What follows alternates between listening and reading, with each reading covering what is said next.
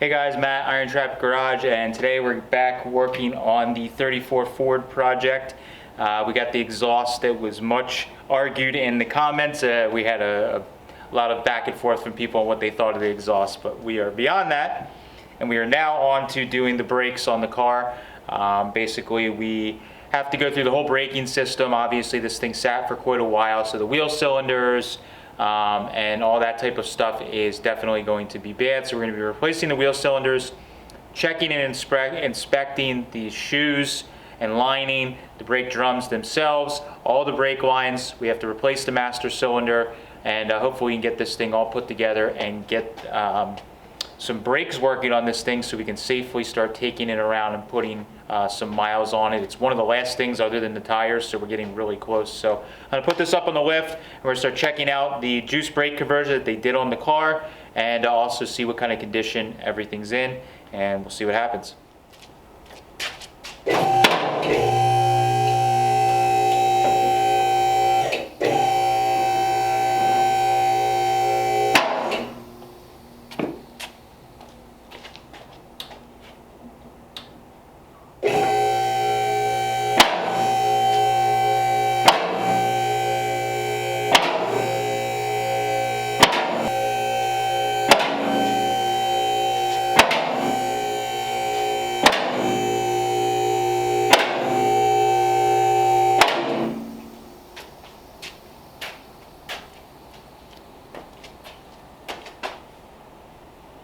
Alright, so I got the car up in the air. I got my little flashlight here to kind of show you guys what's going on. So this is the master cylinder location on this. I actually found an old Rod and Custom or Hot Rod magazine, how they showed you how to do this conversion, and it was basically done the same exact way, where you use some heavy flat bar stock and you heat and bend it and run it across, and then you weld your bracket from your another pedal assembly to that, and that's what you bolt your master cylinder to. This worked pretty well. I mean, obviously for years. It has some flex to it that I'm not super excited about, but other than the welding being a little iffy, it actually held up all these years. So I think what I'm going to do is just kind of brace it and make it a little better, but use what they were doing, just try and strengthen it up a little bit. I may double something up or put a brace from here up to there somewhere. Not quite sure yet, but so we'll take care of that. They got a flex line right here, which is good. So I ordered a new flex line that should work for there. It's just kind of dangling out in the middle of nowhere, but probably didn't really hurt anything. And then they had a hard line that went to this bracket that they cut and re-welded on the torque tube. And then they have their Y lines, their Y-shaped lines that go back to either of the individual rear cylinders. So these lines actually don't look too bad, to be honest. I'm half tempted to reuse them, but I know I should just replace them all just to be safe, so that is what we're going to be doing.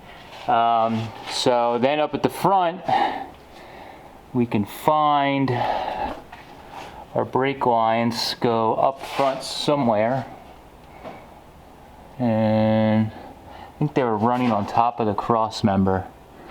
There's one you could see that's hard to see, that's way up there, and it runs to the front. That is a copper line, so it's really hard to see here, but we have it. It's kind of, oh yeah, it was painted there, you could see, but it looks like it's a piece of copper. So we definitely do not want to use that. I mean, back in the day, guys were using copper tubing all the time, and they got by, but we know that that's not safe. So we're also going to be replacing these soft lines here. These flex hoses, although they don't look horrible, we don't want to trust old flex hoses, and of course the wheel cylinders and stuff. We have to replace one of these wheels. This one's kind of stuck, actually. Not horribly, but that's not too bad. But this side, I think, is the one we had to put a window in right there.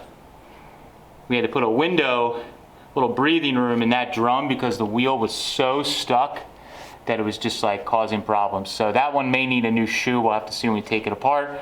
I actually have from my friend Carl's down the street here that has all those old Ford parts I've been digging in. I found a set of 47 Ford drums that were in like really nice shape. I think he pulled them off a car to put like Mustang 2 or to put like a disc brake setup, Mustang 2 or something on a car. I forget, but these were nice ones that aren't rusty, look like they have a bit of meat to them, and I think we can run. So I'm going to probably replace both the drums with this matching pair that he had, and they should be good to go. So I'm going to start taking some wheels off and see what everything looks like, and then we'll just start taking all these different parts off and replacing with new and making what we have to make. All right.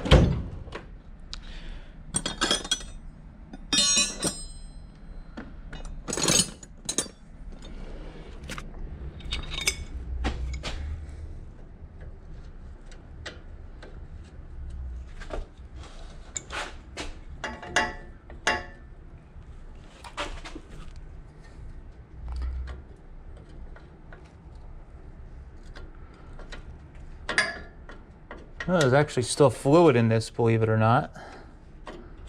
It's leaking a little bit.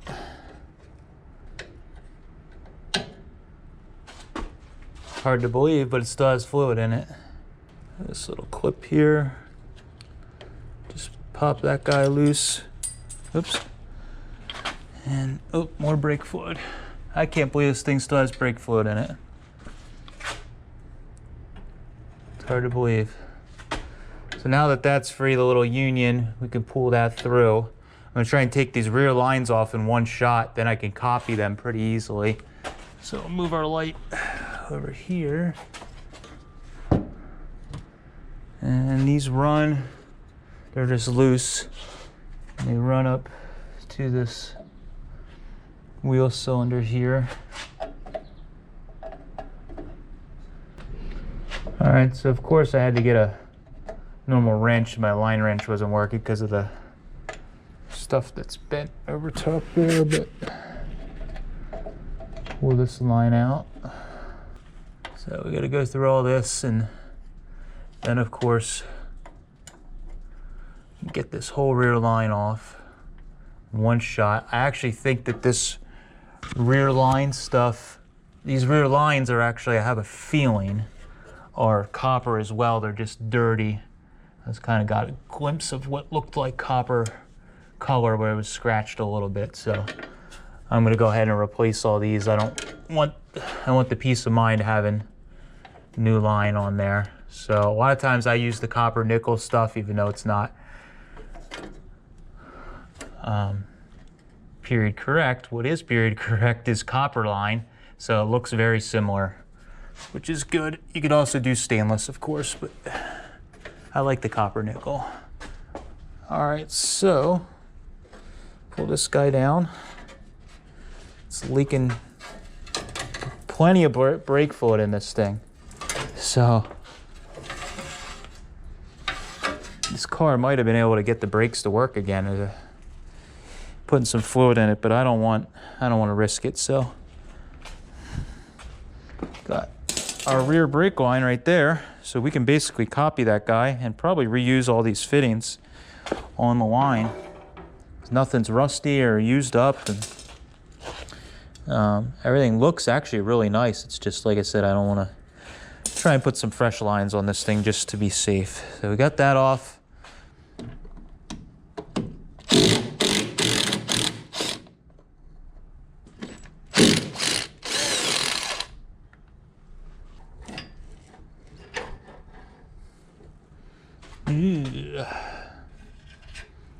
Here we go.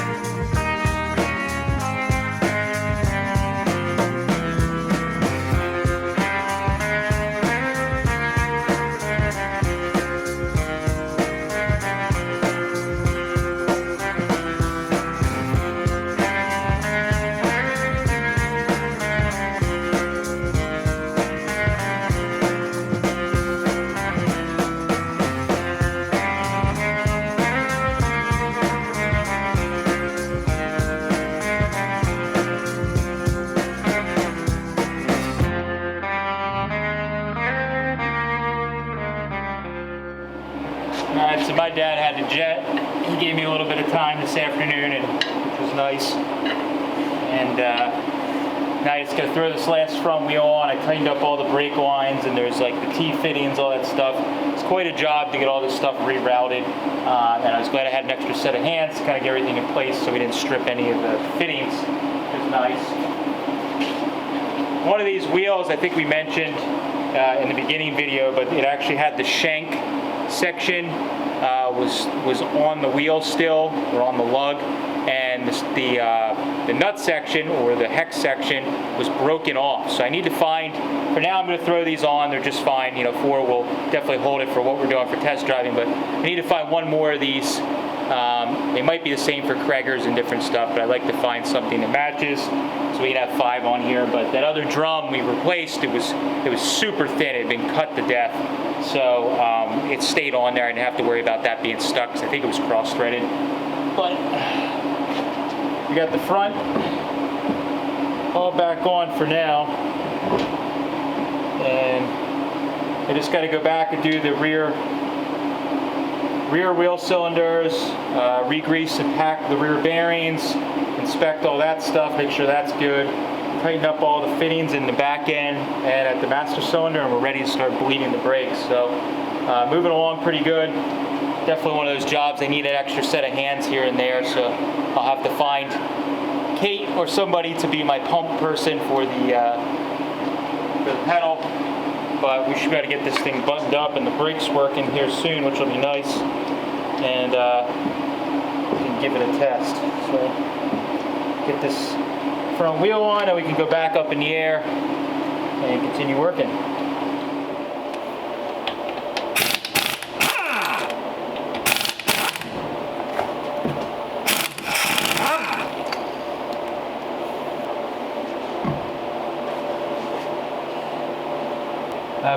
Most of the stuff on this car looks pretty new, like somebody had just done the brakes and different parts. I don't know if it was Larry or maybe just it was driven that little since the brakes were done, but you can see like cotter pins are new, the brake shoes up front were new. A lot of stuff on this car is pretty new, so kind of stinks. We got to go back through it, but that's what happens when it's been sitting for like what, 50 years. Now that was loose. I should not be that loose. So on these early Fords, or early Ford rears, they have a tapered axle shaft with a keyway, and you need to tighten this. One of the things that happens is these keyways can spin when you have something where you get on it or make a little bit of power. And if this nut is not very tight, it actually allows it to be a little loose on the keyway, and it can spin on the keyway. So this just being finger loose, that's a common error where people will just tighten them up snug like you do the front wheels, and that's not the case. You want to crank these down pretty good because it actually tightens down on the taper. So that was something that was definitely not correct here. So when we put this back together, we'll make sure we put a pretty good torque on it so that it's the correct tension. Probably gonna have to use our drum puller on this because I could feel it's pretty snug there. Alright, so we've covered this in some other videos, and I think I did a tools that don't suck on this, but this is a Ford style drum puller that has a little clamp to go around the snout on the banjo rear on early Fords. There are other style of pullers that work for different things, but this is the one that works well on early Fords because it grabs on the snout on the rear drums, which can be a pain because of the taper to get off. So we'll give this a try. Usually it works pretty good. This car has been fairly nice to us as far as things not being seized, so I don't think it's going to fight me too much, we hope. But get that tightened around that little snout, and then we turn this in. So I just didn't have this pulled up enough and it wasn't catching on that lip there, so we're starting to pull crooked, so you want to make sure you keep an eye on that because it can jam. But let's coming off. I think we're just dragging on the shoes a little bit. Oh, there we go. It released. It was dragging on the shoes a little bit, I think. And they were pretty much bottomed out on the tool. But that's how easy it is. If you have a really junky old rear, real rusty ones like we showed with this tool before, you have to hammer on it a bit. But on a car that's like a driving car, it's usually not too bad like that, and you can just do it by hand.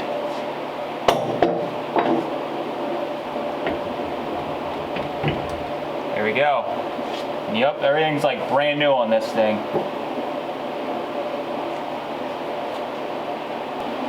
Alright, so I got the spring off on the one side here so that the shoes are free. Like I said, these shoes are like brand new on this thing. So what I did is, when we were making these brake lines, I tightened them.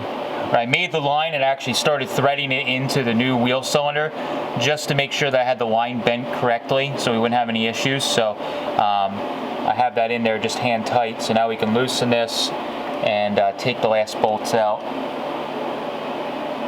For these, I had broken them loose already. Not much to these brakes, and the nice thing is, again, this car, it's kind of a treat to work on because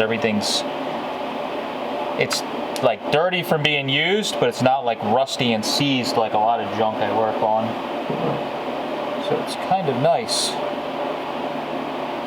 So we'll put our wheel cylinder in. This may have to turn the pistons. They're not always turned just exactly so. So you want to make sure that they're seated correctly in the shoe.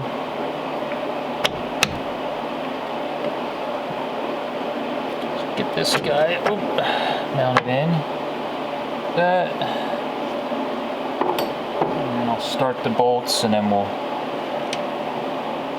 push everything together, and we're grease our bearings, and then we're on to put it all back together, and we're on to our next wheel, and then we can start bleeding everything. I'm gonna wait for an extra foot / hand tomorrow morning. My buddy George should be coming over to give me a hand, so I just wanted to button up all the connections here today, and then I'll have an extra foot to do the bleeding, and hopefully we'll be able to take this thing for a cruise around the block here with working brakes.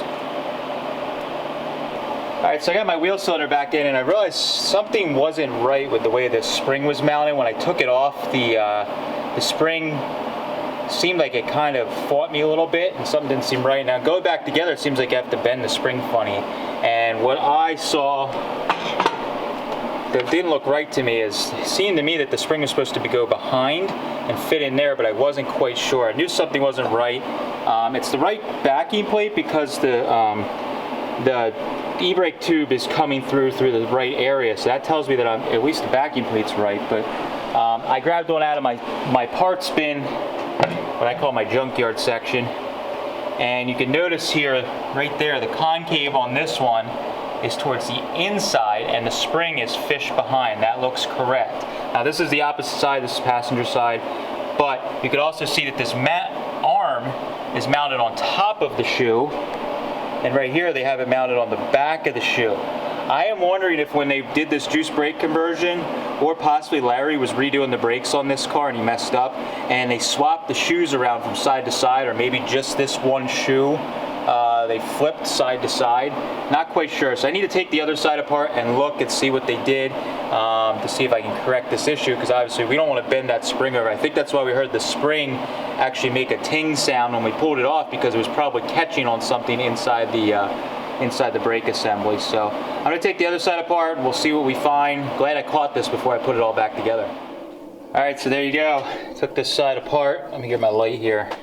And you can see the concave, again, is on the front, and the lever is behind, and the spring is like bent around. Let me try and get my light. There we go. It's like bent around the freaking that e-brake lever there, which is obviously not right. And then as I was taking the drum off, obviously everything was catching because it was pulling kind of stupid with the way the spring was, and had to tap it off with a hammer. But we got it. We didn't wreck anything. My guess is when I take this shoe off, probably they swapped the front shoe by accident, weren't paying attention, and that's what happened. So I'm gonna have to take this a little further apart, swap parts around, and hopefully we'll be back in business. Fingers crossed. I guess try giving it some pumping.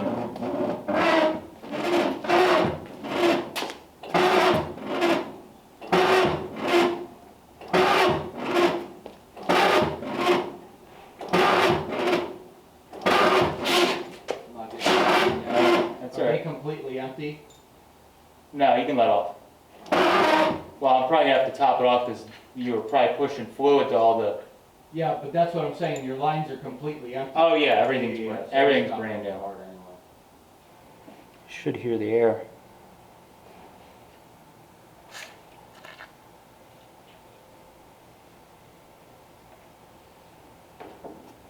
All right, pump it again.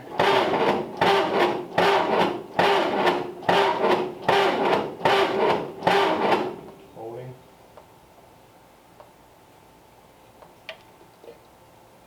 There we go. Now we got some fluid.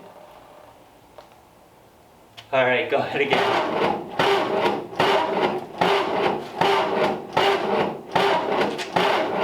Holding.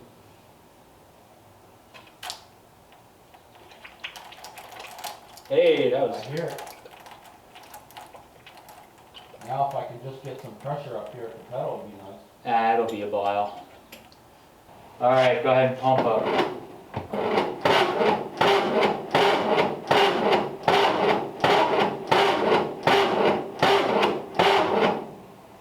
Holding.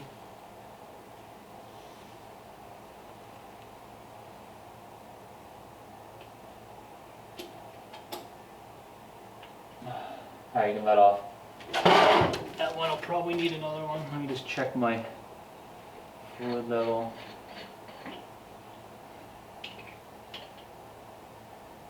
Oh yeah, we gotta put some in. All right. See what happens. Uh-oh. Did I just see a drop? I do. Got a leak. Tiny little one.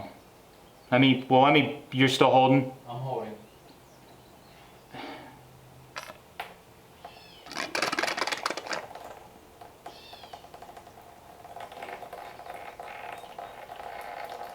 There we go.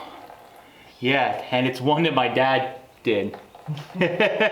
Sure, blame it on the old man. No, it is. This is the one. He was like, "Oh, those lines are tight. They're good."